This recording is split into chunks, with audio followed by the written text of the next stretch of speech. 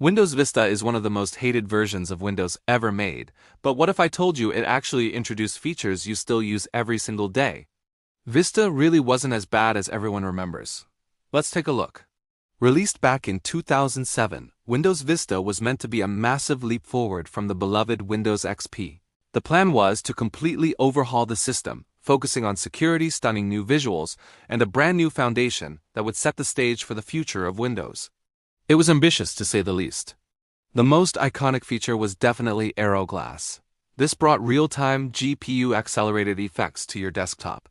We're talking about those beautiful transparent window borders, live thumbnails when you hovered over the taskbar, and smooth animations that felt incredibly futuristic.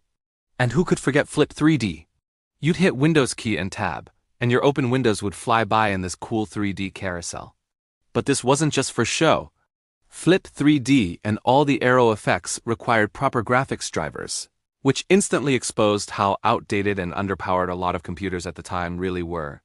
Vista demanded better GPUs, and the world wasn't quite ready. Now let's talk about the single most annoying but also most important feature Vista introduced: User Account Control, or UAC.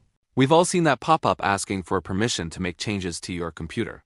Before Vista, almost everyone ran their PC as an administrator all the time, which was a huge security risk. Malware could do whatever it wanted without you even knowing.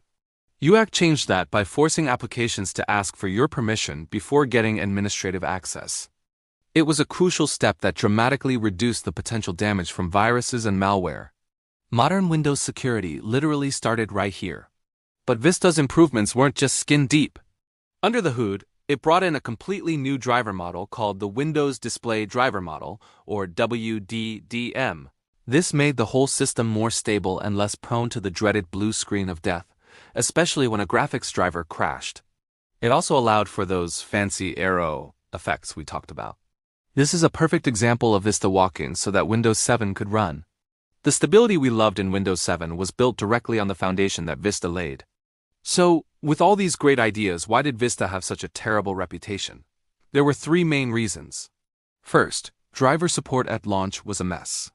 Hardware manufacturers weren't ready, so things like printers and graphics cards just didn't work properly. Second, many PCs were sold with Vista-ready stickers, but they were seriously underpowered and couldn't handle the new OS smoothly. And finally, a lot of software hadn't been updated yet, leading to compatibility nightmares. It wasn't a case of bad ideas, it was just bad timing. If you ever decide to run Vista today, maybe on a retro PC or on a virtual machine, here are a few quick tips to make it usable. First, disable as many unnecessary startup programs as you can to speed things up. Make sure you're running Vista with Service Pack 2, which fixed a ton of the early issues. And most importantly, install the correct GPU drivers for your hardware and give it as much RAM as you can. In the end, Windows Vista wasn't a disaster. It was an ambitious, and maybe overeager, experiment that was simply ahead of its time. It paved the way for the incredible success of Windows 7 and introduced security and visual features we now take for granted. If you enjoyed this deep dive into forgotten tech history, make sure to like and subscribe for more videos just like this. Thanks for watching.